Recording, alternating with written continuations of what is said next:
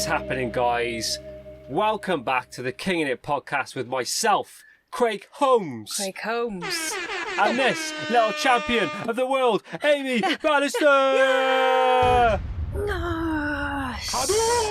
One of those to the throat, Craig. Yeah, going straight for the jugular, you love. Will you survive? That is the question. So welcome back to season 4 if you're brand new around here. Usually we do travel-based stuff, but lockdown happened, so we came up with this brand new... inventive, absolutely genius... Creative... Unworldly... Otherworldly set of podcasts that are going to blow your mind. Yeah, created by yours truly. This little legend came out of this idea. So in this season, you're going to learn. Oh, yeah. We are going to teach you. We are your masters. Arigato gozaimasu. I mean, I've learned so much myself, Craig. I love this. I've actually learned loads. Yeah, it's quite fun, this, isn't it? Because we're not only telling people about stuff, we're learning ourselves. Yeah, learning 100%, retention 0. Yeah, I was literally in my head there, like, what have I learned? What can I remember? So we'll meet someone on the road, be like, oh, you remember that time when you said this? And I'll be like, nah, that wasn't me. That was not me. Thanks for reminding me. So just before we carry on, if you can hear some ambience, we're actually on top of a Welsh mountain getting battered by rain and wind. There is a hurricane about to explode. So if you're watching this on YouTube, you can see it through all the windows. And if you're listening to this... Is that snow? Hopefully, it might be. That is snow. But if you're listening to this, then hopefully the ambience isn't too much for you. Maybe it'll set the scene for this week's episode. Maybe, yeah. So last week we talked about uncontacted peoples and tribes. Yes, I love that podcast. And we decided that we're going to start our own tribe. Oh shit, yeah. And we came up with a name. Oh, did we? Well, I did. See the retention there? Forgotten already. King iPod Shufflers. King iPod Shufflers. Mic drop. If you don't know what we're on about, go back, listen to the last episode. There's a discount code in there for King in It merch if you missed it as well. That was 24 hours. Oh, it's expired. You're too late, mate. You're too late. Maybe we'll drop one at the end of this one. Maybe you'll have to watch. Listen and find out. So this week we are talking about survival stories. How do you feel about that? I'm excited to share the documentation that I have got for you. Oh, I'm looking forward to it, babes. So there is also a competition at the end of this, which if you've been listening along, you'll know about. We'll tell you about that at the end. Last week we finished on a riddle. Oh, the riddle. I always forget these. Oh, no, I knew it, didn't I? Did you? I do know the answer. Go on, babes. Right, so if you missed it, the riddle was a woman shoots her husband, then holds him underwater for 5 minutes. Next, she hangs him, and right after, they enjoy a lovely dinner. Explain. His wife is a photographer. Okay. And he has a photo shoot. Right. That's when when she shoots him. Right. And then she develops the pictures and holds him underwater. Well done. What was the last bit? And then she hangs him up. Hangs him up to dry. Well, she hangs him, but yeah. Hangs the pictures up to dry. Bloody genius. Go on, babes. That's a great riddle. I love that one. That's a good riddle. If you got it, congratulations. If not, don't worry, because I don't usually get them. I just knew that one. But before we jump into the podcast, we are going to talk about this week's sponsor, or this season's sponsor, Surfshark. Surfshark. Hadouken! Absolute bunch of legends. Thanks so much, Gabriella, for believing in King in It from the very start, for having our backs. So let people know what Surfshark are, because I haven't got a bloody clue. Go on, babes. You take the floor. You know about Surfshark. So a Surfshark is a virtual private network. So basically, if you've got a phone or a laptop or anything sort of technological like that, you're going to need this to protect your data and everything you hold highly on your laptop. Your nudes. Any photos of your dogs, if you don't want anybody else to see them, you need a VPN for protection. If you're a bit weird like that and you only take photos of your dog for yourself. Your dog nude. You won't want to show people that. Hang on, what? Huh? What? It is great. It's stupidly cheap. We use it all the time. We use it on our laptops and on our phones. You can unlock Netflix libraries from around the world. Yep. If you're on public Wi-Fi. Did you mention this? No, but it does keep you safe on public Wi-Fi. Keeps you safe, because literally you log into public Wi-Fi. You could have your identity nicked. There's vicious people. Vicious people out there, like hijacking your webcam, taking photos of your chin. Tracking your data, tracking where you are, where you've gone. So technically you could be kidnapped. Do you know what I mean? I mean... Or worse. Is this scaremongering? Yes, it is. You need to get a Surfshark. If you don't have it, then you're making a big mistake. So if it wasn't cheap enough, we've got a deal for you. Yes, we do. So all you have to do is go to surfshark.deals/RYOW podcast. Yes. And you'll get 83% off. Stinking. And 3 months free. Yo! I know. For something so cheap and something that we've used for years, we really recommend it. Like, just to keep yourself really safe online. Right then, babe. Survival stories. Survival stories. Can I just take a minute Go on. before we start this podcast? Take a minute. To give a shout out to our man Roy Sullivan. It was Roy Sullivan. I just knew you were going to say that, Craig. Was it episode 1? Your man had been struck by lightning 7 times. Oh, yeah. So he's a survivor. Yeah, he would have been great in this podcast. He but would have. He's already been in one, so you've had your limelight, You've Roy. had your chance. But thanks for blessing us with your story. Yeah. Okay, so I thought to myself... Did you? You're a pretty shit human. Who? Me. What? What do you mean? Myself, like survival-wise. Oh, yeah. Like... I mean, you've survived. You're alive. Yeah, I've survived life this far, but if you throw me in like a survive on your own type of situation, thick as shit. Thick as a turd. I'm not getting anywhere. I'm going to crumble. I'm going to die. Thick as a turd. But I know that Bear Grylls drank his own pee, so I'd give that a go. Would you? Yes. Could sort that out later if you want. No, babes. if I had to. If I'm in the desert on my own and I've left the car that I was driving, never leave the vehicle. Yeah. I've learnt. Okay. I drink my own pee. Oh God, I might have to soon. Can you hear it? This is madness. Custer's getting a good wash anyway. So that's all we need. So this led me to Google how to survive anything. 101 for Amy B. I'm basically going to save one of our listeners' lives right now, so I thought I'll give you the good info first, because if you only listen to half this podcast, which you shouldn't, at least you'll survive. Yeah. So I came across this book that was How to Survive Anything, so that's in our Amazon basket, so we'll get that soon, because we might need that in the future. But I also came across this YouTube called How to Survive, right, which is really, really interesting. So the channel looks at things like how to survive a natural disaster or an extreme situation, a sinking ship, Whoa. getting stuck in deep mud, and even like if the wires from like a lift or an elevator, if you're American, snap and you fall. Whoa. How to like survive that. That's such a good idea for a channel. Yeah, they're millions, they're flying. But 2 that I think I could bring to people's real lives today are going to be how to survive from falling off a building.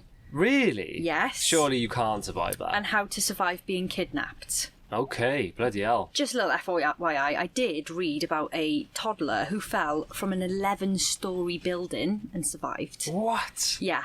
Is he made from rubber? No, he wasn't. He's a real child.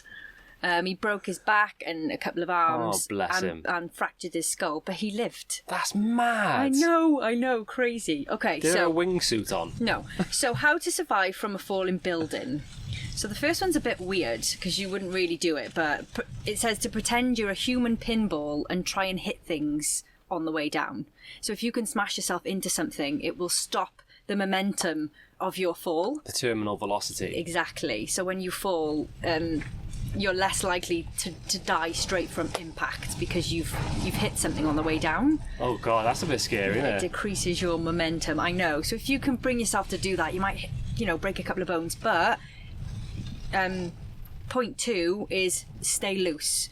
If you stiffen up, which you're going to, and it will be so hard not to like bracing for up, impact, yeah. Yeah, then you will break stuff and die. No way. If you stay loose, chances are you'll be able to survive it more, which is crazy. Look for something to grab onto, something that'll either slow you down or something that you can hang on to until help comes. That makes sense. Choose where you want to land. So I'm thinking, if you're not falling from a building, if you're falling from a parachute or whatever, try and pinpoint somewhere to land that's soft, and then aim for that. And you can even land on a car, which will help absorb the impact of your fall. Yeah, I would imagine it would, yeah. Yeah, which is crazy. Feet first, which I would never have thought Really? of. But yeah, feet first is the best way. Then roll onto your side. You might smash your feet up, but you will save it'll internal organs. Yeah, it'll absorb most of the impact and protect your internal organs. And if you land on your back and stuff, it can obviously break your back and you could end up with like fatal heart damage. Oh, crikey. So that is how to survive from falling from a building or possibly a parachute. Go on, babes. That's a mad bit of advice I wasn't expecting today. No. You, in turn, could be one of these people that we talk about that has survived the impossible. Yeah. You know? And how to survive being kidnapped. Right, okay. So this isn't something you really think about, like you see it in the films and stuff. You don't actually think, what would I do in this situation? This wind is mad. Okay, so obviously, fight straight away. Exactly. Before they capture you, fight and run as quickly as possible. The sooner you can do it, the better. Yell fire, yell police. Fight anybody with any kind of weapon you've got to get away. Because as soon as they've got you, you're in their spot then, and they've got all the power. So yeah, if you're going to try and fight them, you want to aim for sensitive areas like the eyes, the throat, the penis or the vagina, and the knees. Oh, we're laughing because it's just so funny. Like, we were supposed to be doing survival stories, and Amy's like, how to survive getting kidnapped, batter people's genitalia. Well, the funny bit, he was like, use a pen. So I'm like, grab the pen, stab it in his penis, run like hell. Stab him in the willy. Stack him in the willy, stab him in the willy. Okay, once you get kidnapped, obviously, you need to be docile and agreeing. You need to, like, make sure that they know that you're a polite person and you avoid making them angry in any way possible. Like, keep a low profile to avoid any harm or death, which I think is, you know, but you might be really angry. You might be like, fucking let me out of here, whatever. Just be like, okay, let's sort this out. Use your brain to sort of keep yourself calm. They mention maybe meditate, exercise, keep a steady routine, which will help stabilize your mental health. I guess this is if you've been captured for like a few months or whatever. So, yeah, pay close attention. You're going in deep with this survival of kidnapping, aren't you? I'm saving someone's life here. Memorize as many details as you can about the abduction scene, the number plate they put you in, how many turns you took, did you stop, any specific noises you can think of. So when they're captured, then you've got all this information to give to the police. Devise an escape route if you can and if it's safe. So observe your surroundings, create a viable escape plan, look for possible exits and note the schedule of your captor if he comes in and out of a door, like how's he leaving. Keep refining this until it's the right time to do so and try and find a window of opportunity.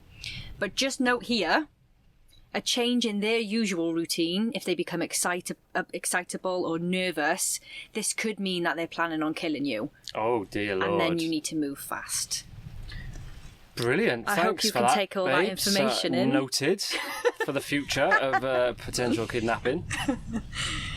Listen to this podcast twice and seal that in your brain. So when you get kidnapped, you know exactly what to do. Please don't get kidnapped, But people. the thing is, if you get kidnapped and you escape and you have to jump from a building, I have got you covered.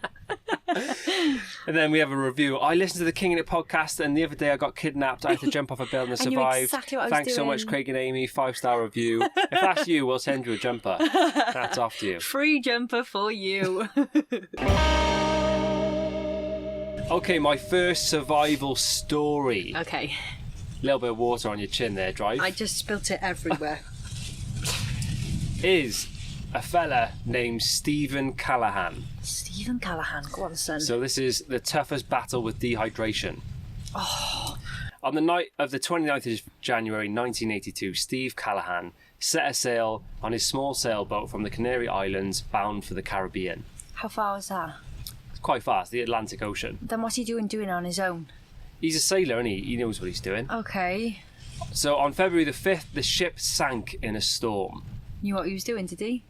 Well, he came into a storm, didn't he? You can't really fight the sea when it's that big. Yeah. So it left Callahan adrift in the Atlantic Ocean in a 5.5-foot inflatable rubber raft. Naked except for a t-shirt. Why is he naked?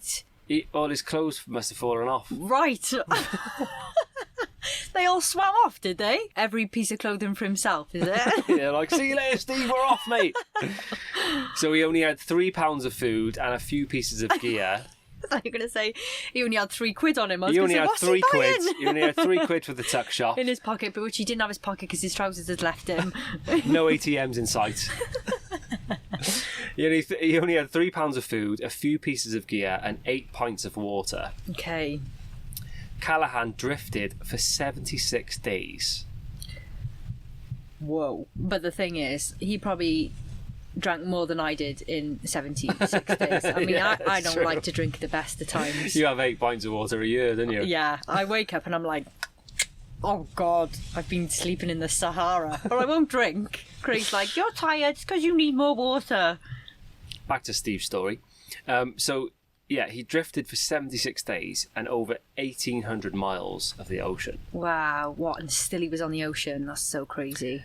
So it says Callahan's autobiographical account of the story is called Adrift. It is meant to be one of the most amazing adventure books of all time. Wow, Well, not adventure, really? survival, yeah. Oh, that's cool. We should read Yeah, that. I've put it on a list. So it says it's a gut-wrenching book that clearly details the extreme mental toughness required to survive at sea.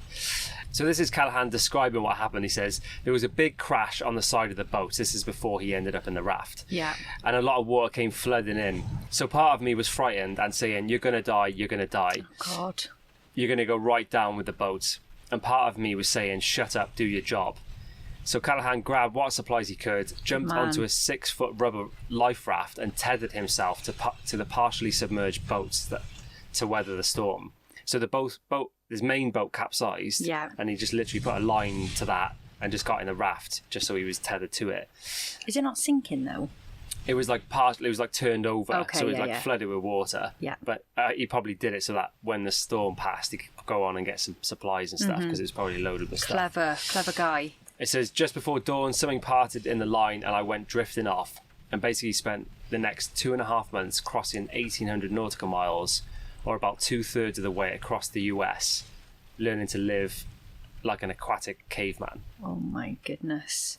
So this guy, Steve Callahan, is fascinating. You know The Life of Pi? Have you ever heard that story? Yeah. So it's a fictional book about a kid who gets lost at sea or ends up on a raft and he had to sort of survive himself. But they brought Steve Callahan in for the movie to help the main actor reenact the moments where he the ship sank and help him how did you hunt for fish and things like that. So basically what he said was the fish became his friends, and if you've got a raft or something that's floating, it gets covered in barnacles and then fish automatically go to it because they think it's like some sort of island. So he said the fish became his friends and also his enemies. So he was he would talk to the fish. He said that he would catch the fish to eat them, obviously to stay alive in that sense. But also he said sometimes the fish was so big they would break his spear, so he would spear them, and then he'd have this battle with the fish. It would snap the spear, and then one of them put a hole in the boat at one point as well. I don't know how he managed to get out of that one, but sugar. Just an unbelievable. We're talking about Steve here. Yeah. So do you have a dinghy? So he had a 5.5-foot inflatable rubber raft. Right. So the barnacles stuck to the rubber raft. Yeah. Cool. So he was able to with all his years of experience, he knew which way he was going based off the sun. Survived off fish. I appreciate people that can do that. Unbelievable. What I would a be guy. help for 3 months. I'd be which way's the North Pole? Because I'm boiling. And I could get a bit of iceberg. Maybe meet a polar bear. Which way's the North Pole? Because I'm boiling. So funny. Do you know what I mean though? Thick as a turd. No, that's quite smart, I've got babes. no chance. Yeah, but if you don't know which way it is, it's not that smart. You just look for the North Star, don't you? And then what? Go that way. Oh, I'm not sure about that. But yeah, I just find that fascinating that he survived for 2.5 months, and he was after he ran out of his 8 pints of water, he was living off rainwater. So when it would rain, he would put things out to catch the water. Does it say in his book, or have you got anything there about how he felt during his time? I don't have anything here about it. Bullshit. You're the worst podcaster I know. But his book's called Adrift, and you should read it. Okay. But he's a fascinating guy. I read so much about him, but I didn't want to put too much in because I feel like you should watch some stuff on this guy or read his book. Yeah. What an absolute legend. Brilliant. So I'm just going to jump in with my first story. Ask me any question you want. I've got all the details on this guy, all right? All right. Because I'm a real podcaster and I get my facts and I get my information. Got my facts. This is the story of Aaronlston. Heard of him. which you only heard of because I told you about him. On April the 26th, 2003, Aaronlston was canyoneering alone through one of the most remote and exceedingly narrow canyons of Blue John Canyon in Utah. While he was descending, a boulder became dislodged while he was climbing down from it. The boulder first smashed his left hand and then crushed his right hand against the canyon wall. Oh, God. So it was stuck. So he hadn't told anyone of his hiking plans or where he was going, nor did he have any way of asking for help. Nightmare scenario. Nightmare. There's nobody around you. It's so remote. He's gone all the way in, told nobody where he's going, left his car. So I would be hopeful someone would be like, that car's been there for ages. What's going on? He spent 5 days slowly sipping his small amount of remaining water, which was just a little bit more than like a can of Coke size. Oh, God. That's all he had in 5 days. He had 2 burritos as well. Oh, not bad. Yeah, not bad. Well done. That he ate over the days as well. All the while constantly trying to free his arm, trying to get it out somehow. Bearing in mind now, this boulder that had crushed his hand and had trapped it was 800 pounds. Oh my days. I've googled that. 57 stone, mate. 57 stone. There's no way he could lift that. There's no way he's getting out of that. So after 3 days, he knew he was going to die. He was too remote and no one would find him. He was dehydrated and really delirious at this point. So he decided that the only thing to do was to cut his own arm off. Of course it was. Of course it was, Aaron. Of course that's all you can do. Do you know what I mean? That is pure survival instinct. Survival. It's like that. I mean, no, it's not. That's beyond that. Because most normal people would just like give in and just be like, well, that's me, I'm going to die. They wouldn't think, oh, I could chop my arm off. I know. No, I wouldn't. How would you even... You can't imagine the pain of doing that yourself and you having to do that. There's tendons in there, there's a bone in there. God. So basically, he'd have to do it from mid-forearm in order to escape. Oh my days. So that's the chunky horrendous. bit, that chunky bit. He experimented with tourniquets, which are like little straps. You know, when you have an injection, they put a strap around your arm and pull it tight. Yeah. It's like that kind of thing. He made small experimental cuts. But on the 4th day, he realised that he'd have to cut through his actual bone in his arm to be free. And surely you would like try and break it and not cut through it. He had real insufficient tools to do this, though. Oh no, he hasn't got like a tin opener, is he? No, he hasn't got. So basically, on the 5th day, he ran out of both food and water, so decided to start drinking his own urine. There we are, Bear Grylls. See, I've got some skills. Is that a thing? That's a thing. But surely that makes you really ill. I thought you were supposed to like filter it through something. You can't just drink it. Filter it through your teeth. So. Oh. I don't know what's coming out in your pee, but mine's pretty liquidy. Well, yeah, got but bits it's in yours, have you? The reason you pee it out though is because it's all this bad stuff your body doesn't need. Your body absorbs all the H2O and all the minerals, but then it gets rid of all the shit. That's why it's like yellow. Well, if you didn't do it, brown bread dead, mate. So as he thought this was the end, he carved his name, date of birth, and presumed date of death into the sandstone canyon wall. Oh, that's so sad. It's fucking mad, that, Imagine innit? doing that. Imagine. Like... He also videotaped like his last goodbyes to his really? family. Yeah. Oh my God, I'm not sure how he crazy. did that, because he didn't have a phone, but he must have taken some sign. He must have had a camera on him. Some kind of camera, yeah. So he didn't expect to survive the night, but as he attempted to stay warm, he began hallucinating. And he had a vision of himself playing with a future child while missing part of his right arm. No way. Yeah. That's mad. This sort of gave him the push to believe that he needed to survive. Wow, that's I know. crazy. I've got goosebumps now saying it's that. all on my neck. It's crazy, isn't it? So, after waking at dawn the following day, he discovered that his right arm had begun to decompose due to the lack of circulation, like obviously from that strap. Right, yeah. Which made it like super easy, and he teared it off. What? Yeah. He tore his arm off? He tore it off. I don't know if it was in pieces or in one go, but he was so desperate, and after having this vision, he tore it off. Oh my God, that's mad. I know. He then had an epiphany that he could break his radius and ulnar bones using the force against the rock in his trapped arm, so he could literally just bash it, and it would break. Right. That's him set free then. So that was before he tore it off. No, Obviously. he tore off all the skin and all the bits. Oh, and my then he had his days. bone, and he used it against the rock to sort of push against the rock and break it. And that's what he did. I can't actually fathom Mm-hmm. looking at your own arm. That's just bone. I know. Oh, that's mad. And the amount of blood and everything that you would have lost, and how weak you would have been due to dehydration and all of this stuff already. It's such a surprise that he's still able to function and know what he's doing, you know? I think that is like diving into the depths of despair. Do you know what I mean? Desperate like times, you've big time. literally got no other option. Nothing, or you'll die. But I wonder how many, like, if you were to put like 100 people in that situation, obviously we'd never do that as an experiment, or hypothetically. Yeah. How many people would do that, and how many? I reckon it would be quite a high number. No way. No? Absolutely not. No way. It'd be next to nothing. I can't even, like... Yeah, I suppose you're right. I self-inject, and I can barely do that. Bit of brown, is it, love? Sorry? Heroin? What are you injecting? No, it's just contraception. But I can barely give myself an injection. I couldn't give anyone else. Never mind tear my own arm off.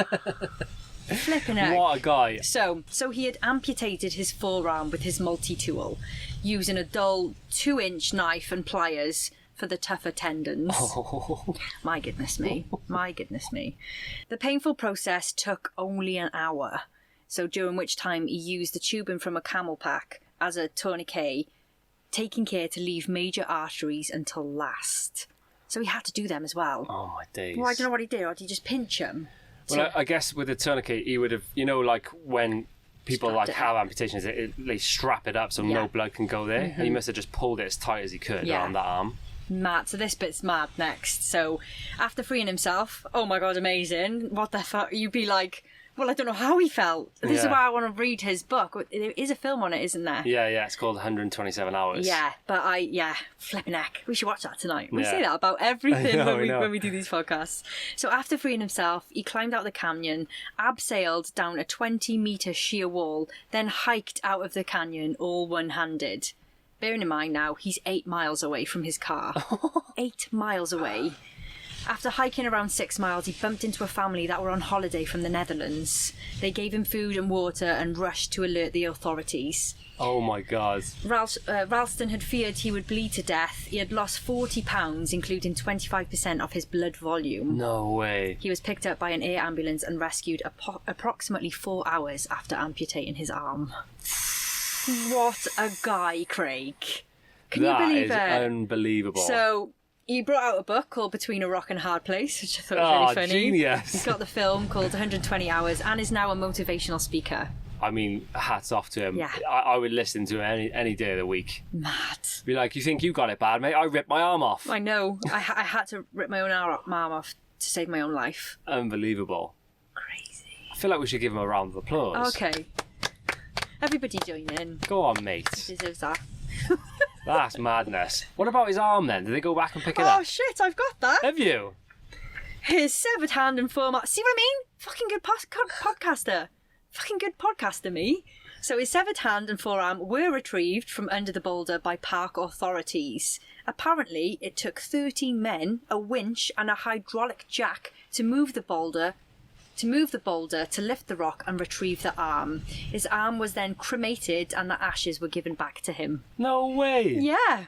See, I'd be a bit gutted about that. About it being cremated? Or? Yeah, I would be like, could have just given me the whole hand. Do you know what I mean? You could put it in like a little glass case. Museum. How sick would that be? See that arm there? I ripped it off once.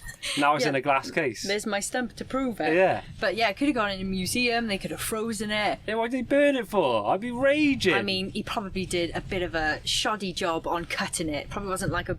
Oh no, but if nice. it's the middle of the forearm, you've got at least your hand. You've got the hand, yeah. Do you know what I mean? You could Crazy. like make... Oh, I'd be gutted about that. But you know, you can do these things with ashes now. You could put them in necklaces. Yeah. You could hang his arm around his neck, essentially. It's a weird thought, isn't it? What's that? What's that on your necklace? Oh, it's my arm. It's my arm. Seeing that stone there, that's my arm. People will be so confused. But yeah, what a guy. That's unbelievable. All right, my next story is... So it's probably shitting it.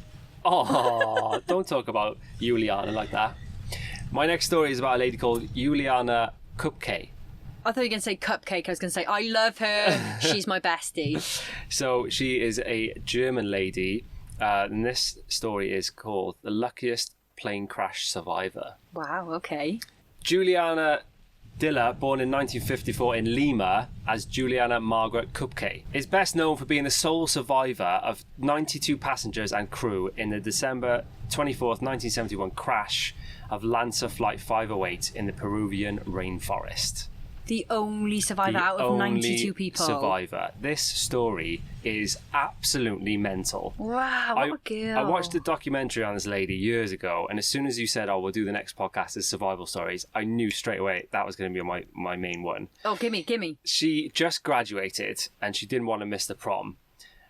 She was in the middle of the jungle with her parents, but she wanted to go to this prom. So she booked this flight with her mum on this Lancer flight. And these Lancer flights have got a bad rep because 2 of them previously crashed. So they only had 1 plane left that was running on this route. So as they get into the air, the flight takes off. Juliana's with her mother. Her dad wasn't there. And so as they get sort of middle of the flight, there's like a huge, severe thunderstorm that rolls in. There's lightning strikes happening everywhere. Everybody's like terrified on the plane. Her mum's really scared. And she's like, sort of panicking like everybody else is. Yeah. The plane then gets struck by lightning. Oh, no. And it basically explodes in midair. Oh, shit. So pieces of the plane start flying off. Her mum gets sucked out of the plane. Oh, God. Can you imagine? Unbelievable. After the plane was struck by lightning, her mother said to her, "Now it's over." Oh, God. And everybody started screaming. So the plane started to fall apart, and then eventually her seat bench got sucked from the plane. And she said that she felt like a calming wind came over her as she was plummeting towards the ground. Jesus. Imagine how terrifying that is. Because you'd be up so many thousand feet, wouldn't you? Yeah, and this was the middle of the day as well. So she describes, she recalls the trees of the jungle fast approaching, looking like broccoli from the top. God. So that's how high she was. She describes her seat bench spinning like a helicopter blade. Imagine you on that. You'd be spewing all over the place. And she said that must have been the reason that she slowed down, and that her seat and the thick, deep jungle canopy cushioned her fall. Wow, okay. So she blacked out and had a concussion after that, and she doesn't recall the next 20 plus hours. Whoa. And she said it took, when she finally sort of came around and regained consciousness, it took her like a whole day to stand up, because she tried to stand up, but she was so weak, she kept blacking out. That's one thing you're not supposed to do. Is it? Yeah. If you fall from a great height, don't get up straight away. Don't be shocked at the fall and just be like, oh, get up. You're supposed to stay on the floor for a while. Lay down, yeah. Madness. So it turns out she had broken her collarbone. Oh, goodness me. She had lacerations on her calf, and she had a cut on her arm that was infected with maggots.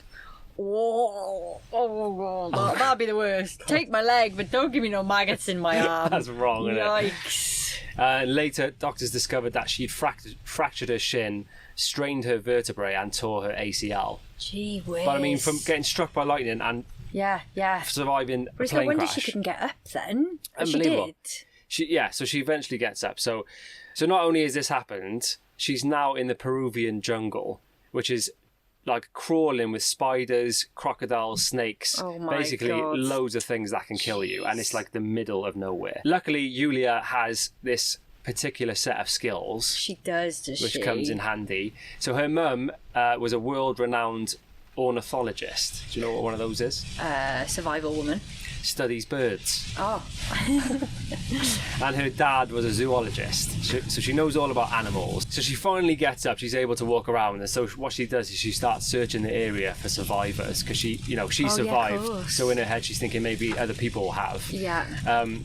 And 4 days later, she hears this bird, which she recognises because of her mum. Nice. As a king vulture.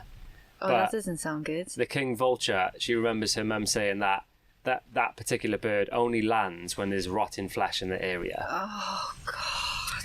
So she finds 3 other passengers who had hit the ground so hard that they were buried 3 feet below the earth, and only their God. feet were sticking up. Oh, Jesus And Christ. it says that she thought that one of them might have been her mum, but she like poked around with a stick, and none of them had. One of them had.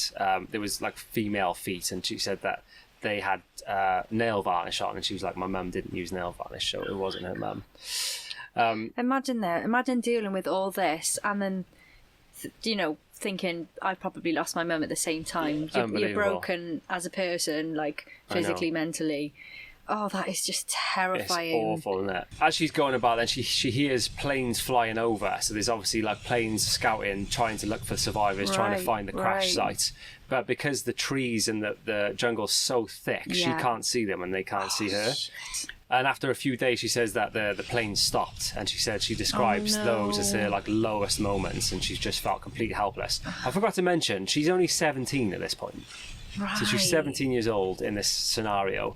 And she's lost her glasses as well, which makes it even worse. I get you, babes. Honestly, I'd be sick if I had to spend the whole day without my glasses. You can't go from the bed to the bathroom without yours, can you? No. Oh, no. That's such a small thing that people wouldn't pick up on, but losing your glasses is everything. I know, yeah, especially if you're trying to look for things. Depends look for what people. her prescription was like, but yeah, I'd be cockeyed coming out of there. No, like seriously, that is what my prescription does. It stops me from going cockeyed. I know, Amy was convinced. She was like, I definitely don't need glasses. I've got 20/20 vision, mate.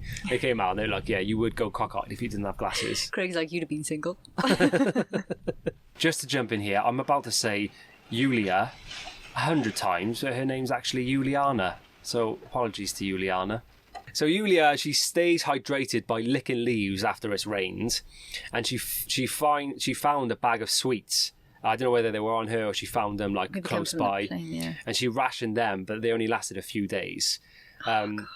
So once they ran out, she experienced extreme hunger. Cupcake had no training or gear, but was soon able to locate a small stream, which she followed for 9 days. Good. So her dad had told her, like, if you ever get lost, you need to find a water source and follow it, and then it'll get bigger, and hopefully it'll go to like a river where there'll be boats and there'll be people and civilization. Yeah, cool. So luckily she knew all these things. Mm-hmm. And the crazy thing was, like, because her dad was a zoologist, she knew about crocodiles and stuff. So as she's wading through this river, she said you could see crocodiles slipping in and out of the water, but she said that she knew they don't really bother humans that often. Okay. So she was like up to her knees, so she was just wading through this river with crocs going in and out. Oh my God. You can't write that, could you? It's mental. So is that true then? For anywhere? Well, I mean, I wouldn't fully trust that. I wouldn't just say, oh, crocodiles don't bother humans. But I guess, I mean, you'd be angry. I'd take one on. Kick him in the nose. Yeah. I mean, that's the least of your worries. Get him in the eyes, and then that's them gone then. or Leave the crocodiles alone, will you? They haven't done nothing to you. Stab him in the penis with a pen. Whatever you've got on you, fight. She finally comes across a canoe and a nearby shelter, and she noticed that the canoe was just pulled up. She knows that there's someone out there looking for her, or there's somebody there. Yeah. I mean, we were talking the other day about how elated I was when I had my braces off. But can you imagine meeting someone after like trying to survive a plane crash?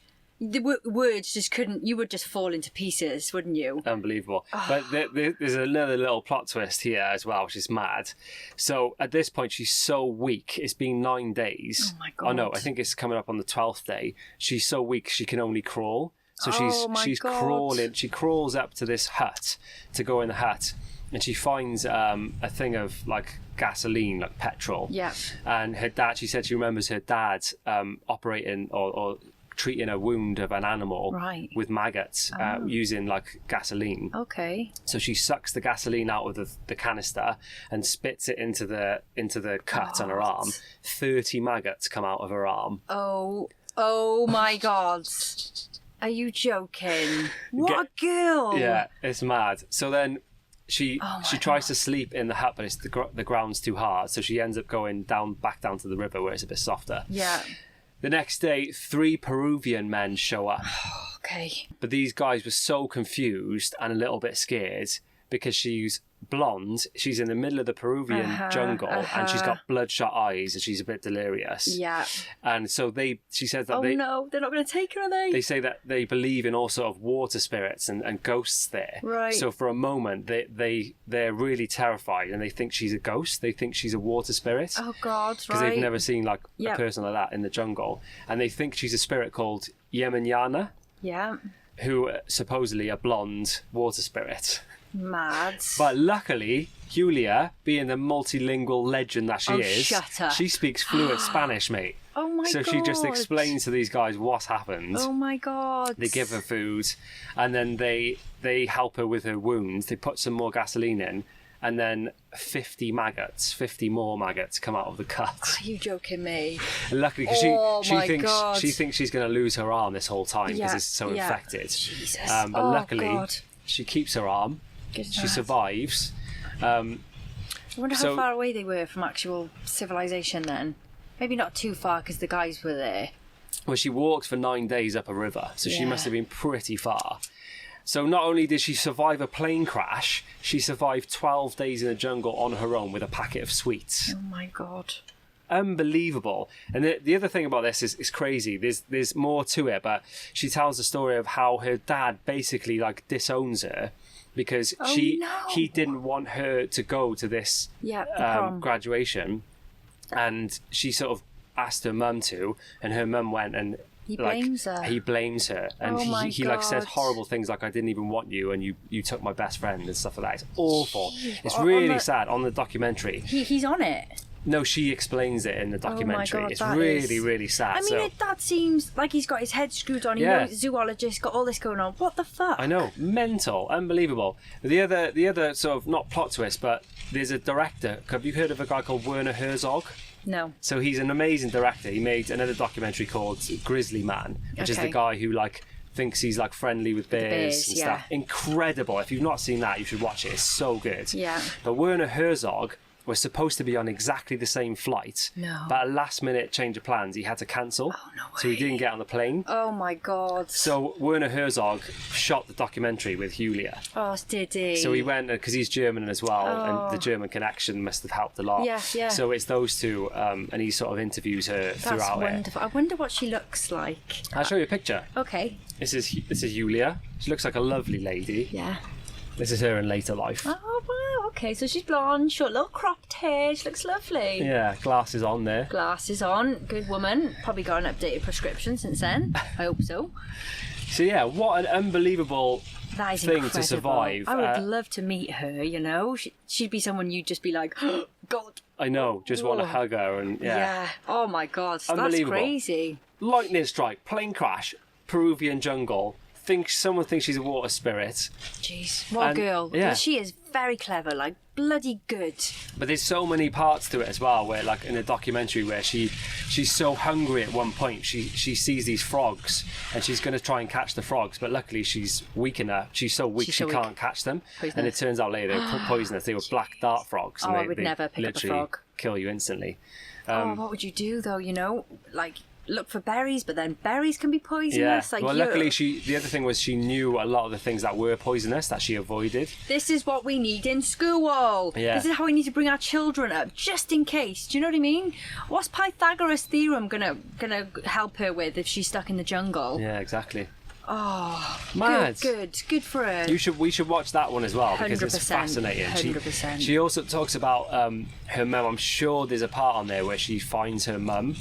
Oh, don't. I can't watch it. I didn't get to that part because I had limited research time this morning. But there we go. Of course you did. Julia Kupke, what a legend. What a girl. Shouts out to you if you're listening. You were talking about Juliana in the last part and about how she'd survived like a lightning strike of a plane, the fall from the plane, and then 12 days or whatever in the jungle. But have you heard of Salac? No. Croatian man, also known as the world's luckiest man. Right. After a number of brushes with death. Righto. So your man, Frayne, to start with, he took a train through a cold, rainy canyon and the train slid off the tracks and plunged into a river. Oh my days. He was the only person pulled out and saved. 17 other passengers died. The next year, During his first and only ever plane ride, he was blown out of a malfunctioning plane and landed in a haystack. What? The plane Hang on, crashed. blown out of the plane. Blown out of the plane, a malfunctioning plane, and it killed 19 people on board. He was the only survivor. What? 3 years after that, Mr. Salac, in 1966, took a bus that skidded off the road into a river, drowning 4 passengers. He swam to shore with only a few cuts and bruises. Oh my god, this guy's mad. In 1970, Surely there's not more. his car caught on fire as he was driving it, and he managed to escape before the fuel tank blew up. In 1973. Hang on, didn't your car set on fire once when we were in it? Yes, it did. My first ever car, John, the Honda Civic, who was a year younger than me. I just heard a pop one day on the way to work, and the bonnet, there was flames coming out the bonnet, and I was pulling over, and Craig was like, "You can't park this, double yellows." I was like, "The car's on fire, get out!" It literally was, it was terrifying. Yeah, he took us to the door of our work, though. Yeah. Gentleman, that car. Absolute legend. Go on, John. Okay, so 3 years later, after that first car incident, there was another one. The engine of his car was doused with hot oil from a malfunctioning fuel pump, causing flames to shoot through the air vents. Oh my god. Luckily, only his hair was singed and he was unharmed. Then in 1995, he was struck by a bus in Zagreb. Don't tell me you survived that as well. Yeah, and he survived. In 1996, he eluded a head-on collision with a United Nations truck on a mountain curve by swerving into a guardrail, which gave way under force. He survived. This is mad. To end it, for the finale of a lifetime, get your little buzzer thing ready. 2 days after his 73rd birthday, he won $1.1 million on the lottery. Shut up! Did he actually? Gone Frayne, yay! I mean, he deserves it after that, doesn't he? I was going to say you should buy a lottery ticket. So essentially, he cheated death 7 times. That is mind-blowing. What a guy, this is him. That's him. What? That's mad. He's either an incredible writer and no one's seen any of these incidents, or he is literally the most unlucky man or luckiest man in the world. What would you say? Luckiest man in the world. You'd say luckiest, would you? Yeah, absolutely. I've got a few other bits. There were so many people. It was such a great sort of topic to research. There was loads of different special people that had survived things. So I just want to give a shout out to a few more people. So Vanessa Volovic. She was a Serbian flight attendant who holds the Guinness World Record for surviving the highest fall without a parachute. So her plane snapped in half. Oh my god. And she fell from it. She was the only one that survived her crash. And she fell 33,330 feet.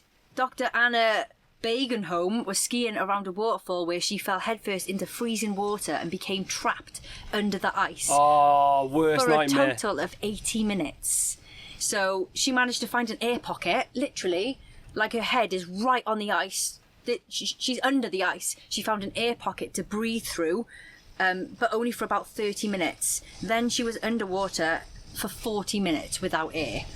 So eventually she was rescued and taken to the hospital. Her heart had stopped for over 2 hours and her body temperature was lower than 56 degrees Fahrenheit, 13 degrees Celsius. Basically what I read was that her whole body froze before her heart had the chance. So she kind of preserved herself for a bit. And then they brought her, like after 9 hours, they brought her back and... No way! And all that jazz. Yeah, what a girl. So that always fascinates me, like the whole like the body freezing. Mm-hmm. You can like, not that I've done this, but you can like put a fly in the freezer and it'll freeze, and then if you put it outside, it'll like thaw out and then just fly off. Yeah. Have you done it? No. No, I remember reading this thing years ago, and it was talking about putting flies in the freezer and then put string around them, and then they'll fly off, and then you've got a little fly on a kite. You are. No, I never did it because it's so cruel. Like a little fly bet, take a fly for a walk. Vegan or not? No, I never did it. But that fascinates me. That whole like.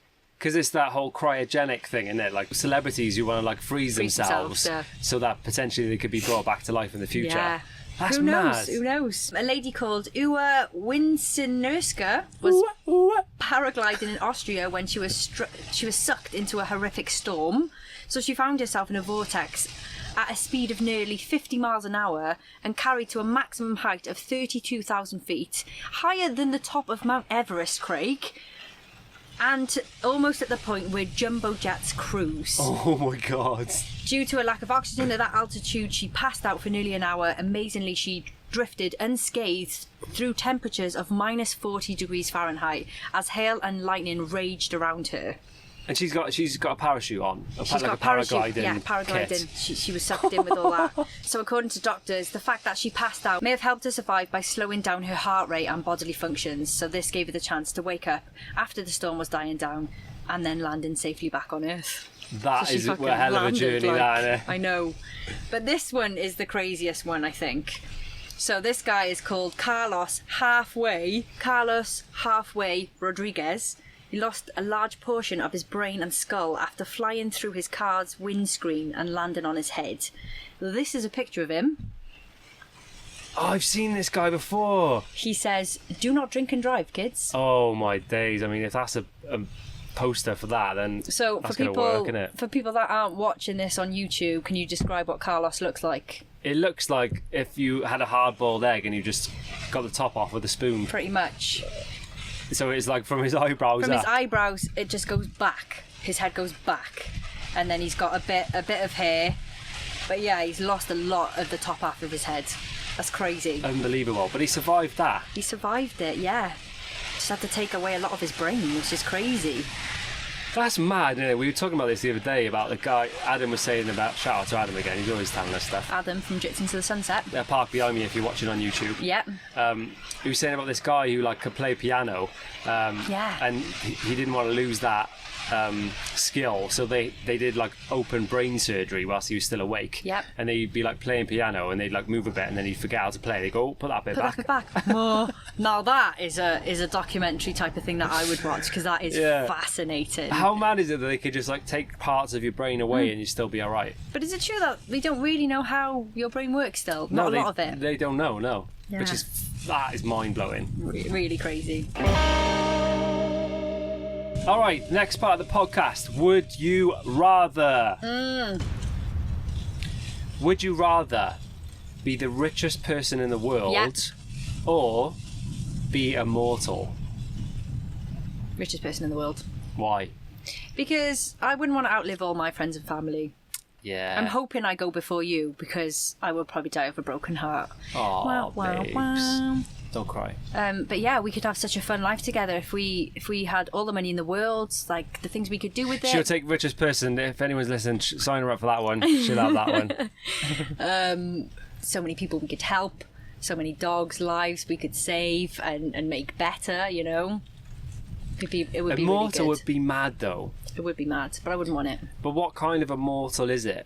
That was your question, bro. Why are you asking me? Well, that's all. It ends there. But is it immortal as in you're literally a superhero? Well, this is your question. If you got crushed by a building, you would just get out of it and be fine. Well, you never know. On that How to Survive YouTube channel, it may say how to survive being crushed by a building. I think it does, actually. I think it was a collapsed building, how to survive being in a building. I'm going to go immortal.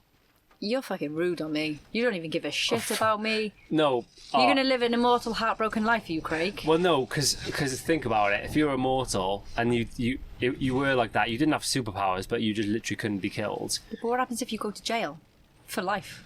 You can't be killed. You do your life sentence. That's what I mean. You're in jail forever and ever. No, life isn't. You can't do that. You get 100 years. 100 years, nothing, mate. You'd be out. You've got another 25 centuries to go. Are you staying young? Yeah, you stay at the age. So that you got immortal it. done. Now, press the button. 33 forever. So you're 33 forever.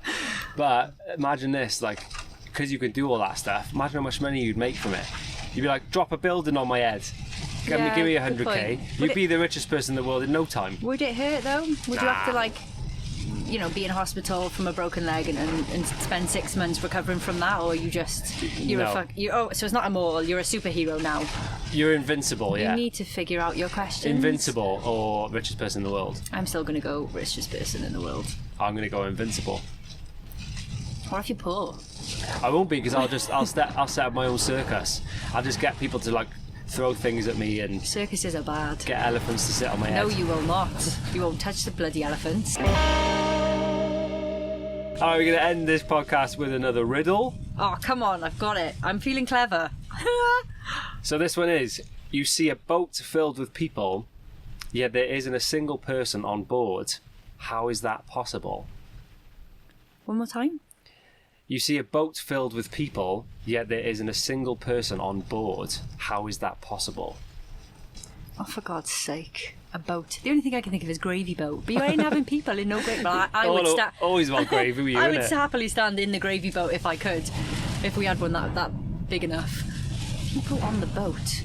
What is... So my brain's going, I'm thinking... Remember, don't what say the else is answer a if you boat? think you know it. I don't know the answer. I've got a bloody clue.